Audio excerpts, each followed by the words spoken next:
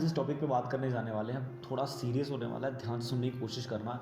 अगर आपने ये बात समझ ली ना तो आपको जितने भी मतलब ऐसे अमेजिंग बंदे हुए हैं हमारे अर्थ पे आज तक, जितने बड़े बड़े साइंटिस्ट देख लो, निकोलस टेस्ला हो गया, एल्बर्ट आइंस्टाइन हो गया, स्टीफन हॉकिंग हो गया, आज की डेट के जो मोटिवेशनल स्पीकर जैसे संदीप ईश्वरी जी, विवेक बिंद्रा जी, जय शेट्टी जी और भी बहुत सारे लोग हैं जो बहुत अच्छा करके दिखा रहे हैं, जैसे सदगुरु बाबा जी हो गए। तो इन सब के बैकग्राउंड पे ये लोग दुनिया को किस नज़रिए से देखते हैं आपको वो समझ में आएगा, क्योंकि अगर आप इनके देखने का नज़रिया समझ जाओगे तो जितने सवालों के जवाब ये दे पाते हैं, जैसे ये लोग हर टॉपिक पे बोल पाते हैं, आप लोग भी उस टॉपिक पे आराम से बोल सकते हो और आपका पता चल सकता है कि भाई, क्योंकि ये एक अलग एंगल से दुनिया को देख रहे हैं और उस एंगल से देखने के बाद आपकी हर बात का जवाब दे पा रहे हैं।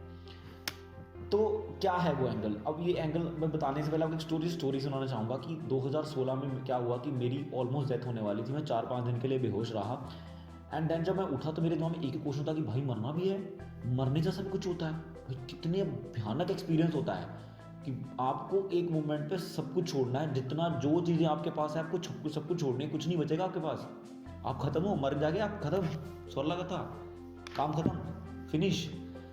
सो मेरे दिमाग में चूल बच गई, भाई मुझे जानना है कि चक्कर क्या है, मरता क्यों है व्यक्ति, मरना क्यों होता है। बिकॉज ये जब आपके साथ होगा ना तब आपको फील आएगा कि हाँ भैया सही बोल रहा था ये बंदा। जब आप कभी हॉस्पिटल में जाके लेटोगे ना तब आपको फील आएगी कि भाई कितना डर लगता है मरने से, मतलब अंदर से जान निकलती है कि भाई बचा लो, कोई तो बचा लो, किसी तरीके से बचा लो, कुछ भी कर लो, कुछ भी ले लो मेरे से, बट मुझे बचा लो किसी तरीके से। ये आती है अंदर से फीलिंग। अब मौत के ऊपर जब मैंने थोड़ा रिसर्च करना शुरू किया, शास्त्रों को समझना शुरू किया, ये देखना शुरू किया कि साइंटिस्ट किस नज़रिए से दुनिया को देख रहे हैं, भाई क्या ऐसा है जो दुनिया में हमें नहीं पता, किस इल्यूजन में जी रहे हैं हम लोग, मरना है तुरंत, एक सेकंड बाद मरना है हमें, किस इल्यूजन में जी रहे हैं भाई, किस तरीके से समझ रहे हैं लोग, जो बड़े बड़े लोग हैं जिनकी किताबें पढ़ रहे हैं, हम साइंस पढ़ रहे हैं, साइंस में साइंटिस्टों की फिलॉसफी पढ़ रहे हैं, तो भैया क्या देखते थे दुनिया में, ऐसा क्या मिल गया इन लोगों को, क्या रिसर्च कर रहे हैं दुनिया पे जब अगले सेकंड में मरना है। सो एक कहानी है यहाँ पे, युधिष्ठिर महाराज एक बार सोए हुए थे, तो उनको सपना आ रहा था कि मतलब वो भिखारी हो गए हैं और उनको सांस नहीं आ रही है, उनकी सांस रुक रही है, खाने कुछ नहीं मिल रहा और बहुत तेज धूप है, वो धूप में तड़प रहे हैं।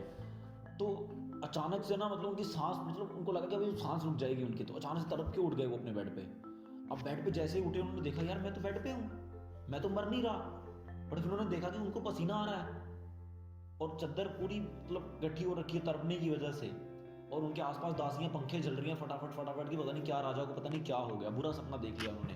तब उन्होंने एक क्वेश्चन पूछा, अपने पूरे राज्य के जितने भी विद्वान लोग थे उनसे एक सवाल पूछा कि मुझे इस बात का सत्य बताओ कि सच क्या है, हमारा जीवन का सत्य क्या है, हमारे जीवन का सच क्या है। सपने में जो मैंने देखा वो सच था कि वास्तव में जब मैं आंखें खोल के जिस जीवन को देख रहा हूँ वो सच है, क्योंकि दोनों समय पे मेरे शरीर हरकत करता है। जब मेरी चेतना जब हम आंखें खोलते हैं, हमारी आंखें खोलते हैं, हमारी चेतना बाहर आ जाती है, मतलब हमारी कॉन्शियसनेस जो होती है वो आसपास की दुनिया पे अवेयरनेस आ जाती है। बट जैसे हम आंखें बंद करके सोने की कोशिश करते हैं, हमारी पूरी की पूरी चेतना अंदर चली जाती है और हम अंदर की दुनिया के साथ कनेक्ट हो जाते हैं, तब भी हमारे शरीर की हरकतें होती हैं। तो दोनों में सत्य कौन सा है, इसके लिए हमें मौत को सही ढंग से समझना पड़ेगा। और मौत को सही ढंग से समझने के लिए हमें साइंस का एक लॉ समझना पड़ेगा, that energy is neither be created not be destroyed, it just transform from one body to another body. ताकत ना ही कोई पैदा होती है ना ही कोई मरती है, एक शरीर से दूसरे शरीर में परिवर्तन होती है।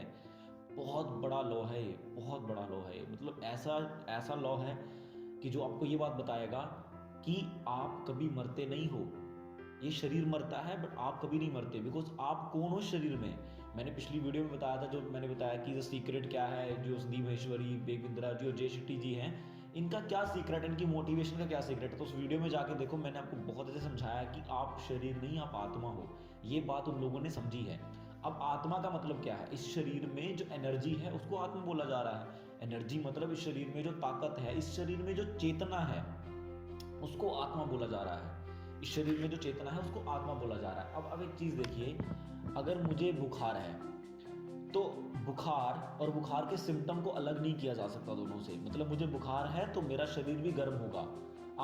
मेरे को बुखार है तो ऐसा नहीं कि शरीर किसी और का गर्म होगा, मेरे को बुखार हो रखा है, दोनों चीज़ों को अलग नहीं किया जा सकता। उसी तरीके से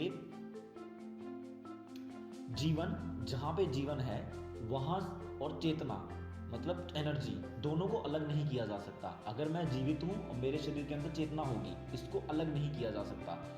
बट जब हम सो जाते हैं, कहते हैं ना, सोया हुआ व्यक्ति आधा मरा हुआ होता है, आधा मृत के समान होता है सोया हुआ व्यक्ति। तो जब हम सो जाते हैं तब हमारी चेतना कहाँ होती है? एनर्जी मतलब चेतना मतलब कॉन्शियसनेस। तो जब और जिंदगी और चेतना को अलग नहीं किया जा सकता। बट जब मैं सो जाता हूँ तब मेरी जिंदगी कहाँ होती है? तब मेरी चेतना कहाँ होती है? तब मेरी चेतना होती है सपने में, उस शरीर में जिस शरीर में सपने में मैं अपने आप को देख रहा हूँ। तो अगर चेतना वहाँ है तो मैं कहाँ हूँ?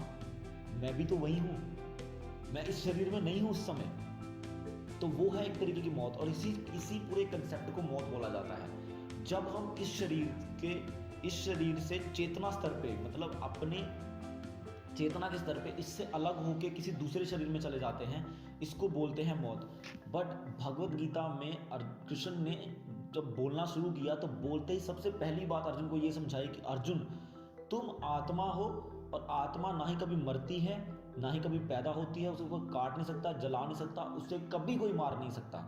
तो तुम कभी नहीं मरोगे, और ना ही तुम्हारे जिनको तुम मारने जा रहे हो ना ही कभी वो मरेंगे तो सिर्फ उनके शरीर मरेंगे।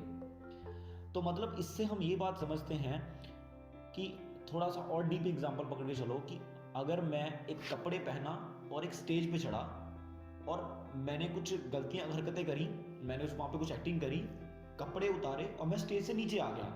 अब इसका मतलब सुनने कि मैं मर गया, मतलब मैं एक शरीर, मैं एज ए आत्मा, मैं एज ए कॉन्शियसनेस, मैं एज ए एनर्जी एक बॉडी में आया, वो बॉडी में थोड़ी देर तक रहा और फिर मैं उस बॉडी से निकल गया। और जब मैं उस बॉडी से निकला तो उस निकलने के प्रोसेस को बोला गया मौत, और जब मैं उस बॉडी के अंदर आया उसके आने के प्रोसेस को बोला गया बर्थ एंड डेथ। तो ये है जीवन और मृत्यु। अब इस कंसेप्ट को संदीप माहेश्वरी जी ने बहुत ही अच्छे से पकड़ा है। अब आप एक चीज देखिए कि संदीप माहेश्वरी जी जब भी आपको किसी भी बात का जवाब देते हैं वो अपने आप को उस टॉपिक से अलग करते हैं। अभी उनकी वीडियोस दोबारा जाके देखो, कभी कोई डीप क्वेश्चन इमोशंस पे, हैप्पीनेस पे, दोस्ती क्या होती है, रिश्ते क्या होते हैं, कभी भी उनको किसी बात पे भी जवाब देते हुए आप एक चीज देखिए कि वो अपने आप को एज ए आत्मा रखते हैं। जैसे ही आप एज ए आत्मा रख देते हो तो अब आप शरीर नहीं हो, अब आत्मा हो कि आप शरीर से अलग हो चुके हो। अब दिमाग आत्मा नहीं है, ठीक है, कान नाक मुंह आत्मा नहीं है, आत्मा शरीर के अंदर बैठी हुई एनर्जी है।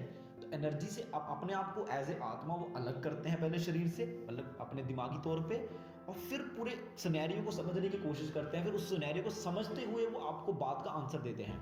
देखिए, मैं मानता हूँ ये वीडियो बहुत डीप हो गई है, आप इस वीडियो को दोबारा रिपीट करके भी देख सकते हैं।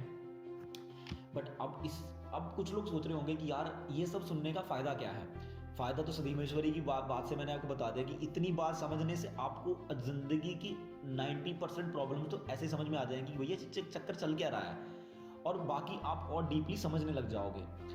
दूसरा फायदा क्या है?